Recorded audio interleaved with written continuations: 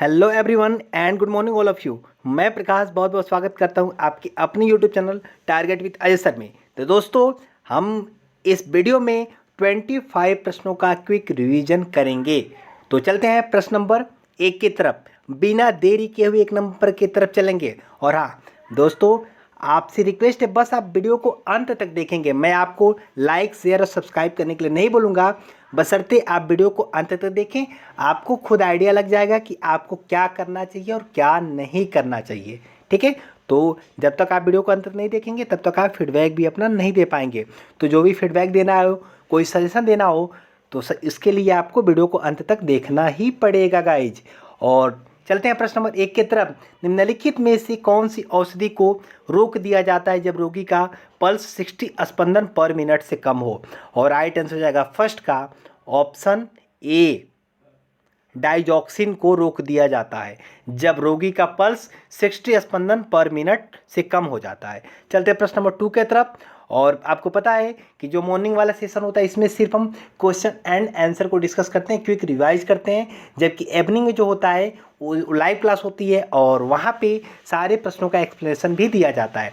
तो प्रश्न नंबर 2 है, कान में दवा की बूंदें डालते समय एक वयस्क मनुष्य के लिए कर्ण कैनाल की पिन्ना को किस प्रकार खींचकर सीधा किया जाता है? और प्रश्न नंबर 2 का आंसर हो जाएगा बी, ऊपर एवं पीछे की ओर। और जो दोस्त इस प्रश्न का आंसर कमेंट बॉक्स में देना चाहते हैं वो वीडियो को पॉज करके कमेंट बॉक्स में दे सकते हैं। चाहें तो अपने पॉज कर लें और मन में ही आंसर दे लें, क्या सही है फिर आप प्ले करके देख लें, खुद का इस प्रकार आकलन कर सकते हैं। ठीक है, 8 से 10 मिनट का वीडियो होगा, ज़्यादा बड़ा नहीं होगा, तो आप लोग देखिए ज़रूर। एक एक प्रश्न आपके एग्जाम के लिए महत्वपूर्ण हो सकते हैं। एक एक प्रश्न 1.5 नंबर आपको क्या कर सकता है, तो एग्जाम में सिलेक्शन से बाहर कर सकता है।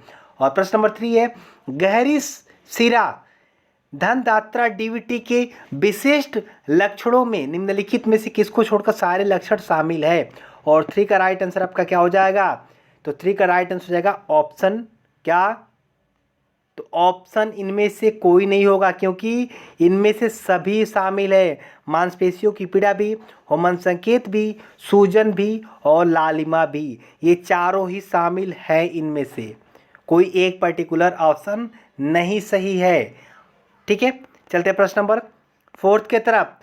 प्रसवोत्तर रक्तस्राव में रक्त की हानि होती है जो कि अधिक है। और राइट आंसर क्या हो जाएगा?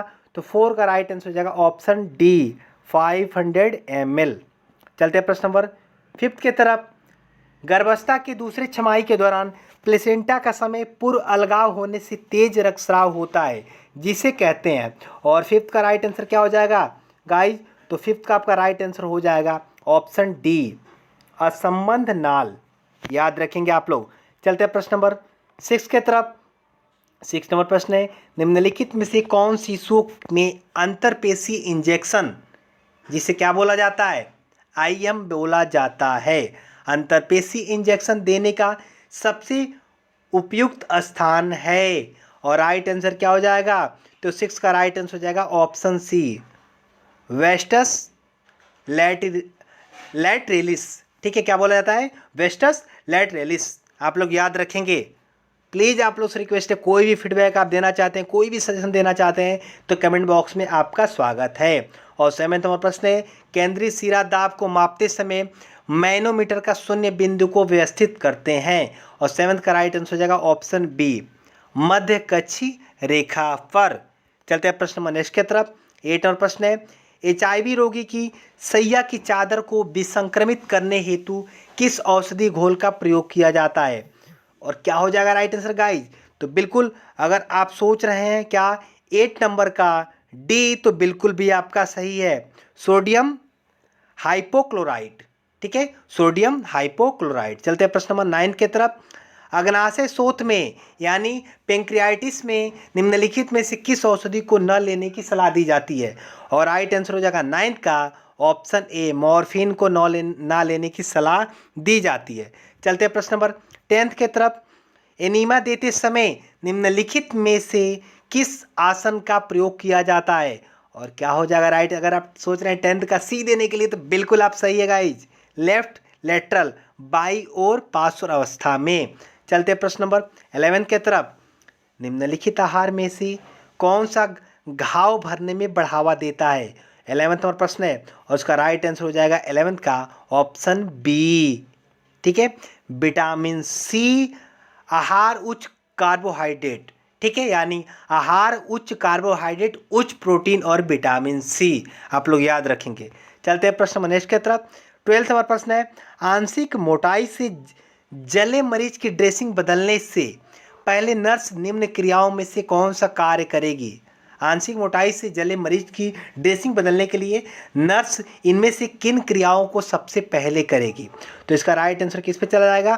तो 12 का राइट आंसर हो जाएगा ऑप्शन सी पे, आदेश के अनुसार दर्दनाशक दवा दे। ठीक है, चलते हैं प्रश्न नंबर 13 की तरफ। गंभीर न्यूरोवास्कुलर की स्थिति में निम्नलिखित में से किसको छोड़ अन्य सभी नर्सिंग परीक्षण शामिल हैं? और 13 का राइट आंसर क्या हो जाएगा? ऑप्शन बी, गति की सीमा, रेंज ऑफ मोशन को छोड़कर बाकी पीलापन, झुंझुनी और दर्द, ये तीनों ही शामिल हैं गंभीर न्यूरोवास्कुलर में। और हर प्रश्नों का, सभी प्रश्नों का एक्सप्लेनेशन मैंने लाइव क्लास में किया हुआ है। चलते हैं प्रश्न नंबर 14 की तरफ। बस सभी दोस्तों से रिक्वेस्ट है, जो भी हमसे जुड़े हुए हैं वो हमेशा हमसे जुड़े रहें, अंत तक जुड़े रहें। एक एक प्रश्न आपके लिए महत्वपूर्ण हो सकते हैं। लाइक शेयर सब्सक्राइब कुछ भी ना करें, बस आप पढ़ाई करते रहें, हमें कुछ ना चाहिए। और 14 नंबर प्रश्न है, निम्नलिखित में से कौन सी औषधि उपचार क्रम में तत्काल और केवल एक बार दी जाती है? और 14 का राइट आंसर हो जाएगा ऑप्शन बी, स्टेट क्रम यानी स्टेट ऑर्डर। चलते हैं प्रश्न नंबर नेक्स्ट की तरफ। और नेक्स्ट प्रश्न हो जाएगा 15 की तरफ। यदि 4 घंटे में रिंगर लैक्टिक का 500 ml का इंजेक्शन देना हो तो प्रति मिनट कितनी बूंदें ड्रिप द्वारा देनी होगी? 15 का राइट आंसर हो जाएगा ऑप्शन बी, 42 बूंदें।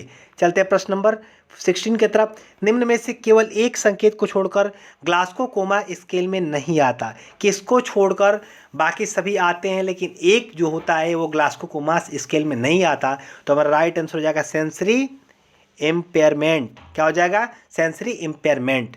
चलते प्रश्न नंबर 17 की तरफ। सिर पर चोट लगे मरीज को मैनिटोल मिल रहा है, निम्न में से कौन सा आकलन करने के लिए नर्स के लिए सबसे उपयुक्त है? और 17 का राइट आंसर हो जाएगा ऑप्शन बी, यूरिनरी आउटपुट। चलते प्रश्न नंबर नेक्स्ट की तरफ। 18वां प्रश्न होगा, मीडिएट्रिक आई ड्रॉप का क्या कार्य है? और इसका राइट आंसर किस पे चला जाएगा? तो 18 का राइट आंसर चला जाएगा, देख लें आप लोग, बिल्कुल, आँख की पुतली में फैलाव करना। ठीक है, क्या काम होता है? मीडिएट्रिक का काम होता है आँख की पुतली में फैलाव करना। चलते प्रश्न नंबर 19 की तरफ। बहुत उच्च तापमान कुछ घंटों या दिनों के भीतर ही अचानक सामान्य होने को क्या कहते हैं? और 19 का राइट आंसर किस पे चला जाएगा गाइज? अगर आप सोच रहे हैं ए तो बिल्कुल भी सही है, क्राइसिस बुखार, इसके बारे में मैंने डिटेल में बताया हुआ है। चलते हैं प्रश्न नंबर नेक्स्ट की तरफ। नेक्स्ट प्रश्न है, छाती की सुनने की क्रिया पर तीखी रेटलिंग व बुदबुदाती आवाज़ एक असामान्य ध्वनि कौन सी है? और 20 का राइट आंसर हो जाएगा ऑप्शन सी, रेल। ठीक है, ये रेल मतलब भारतीय रेल नहीं है, ये रेल है, RALE। चलते हैं प्रश्न नंबर नेक्स्ट की तरफ। 21 नंबर, मोटी और दृढ़ स्राव को नरम करने के लिए वह ऊपरी श्वास नलिका में कॉग्नेशन से राहत पहुंचाने के लिए नर्स भाप सांस देने की योजना बना रही है। उसके लिए पानी का तापमान क्या सुनिश्चित करना चाहिए? और 21 का राइट आंसर हो जाएगा ऑप्शन ए, 120 से 160 डिग्री फ़ारेनहाइट, सेल्सियस नहीं, फ़ारेनहाइट।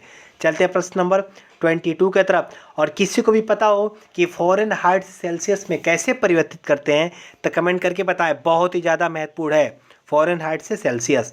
22 नंबर प्रश्न है, निम्नलिखित सभी कोल्ड एप्लीकेशन देने के उद्देश्य से है सिवाय एक के। और फ़ारेनहाइट से सेल्सियस जो होता है कभी कभी पूछ लिया जाता है कि आपको दे दिया जाता है, फ़ारेनहाइट में पूछा जाता है कि कितना सेल्सियस होगा। और आंसर कर दे 22 नंबर का, निम्नलिखित सभी कोल्ड एप्लीकेशन देने के उद्देश्य सिवाय एक के हैं। और 22 का राइट आंसर हो जाएगा ऑप्शन सी, मस्तिष्क की ओर परिसंचरण को बढ़ाने के लिए। चलते हैं प्रश्न नंबर 23 की तरफ।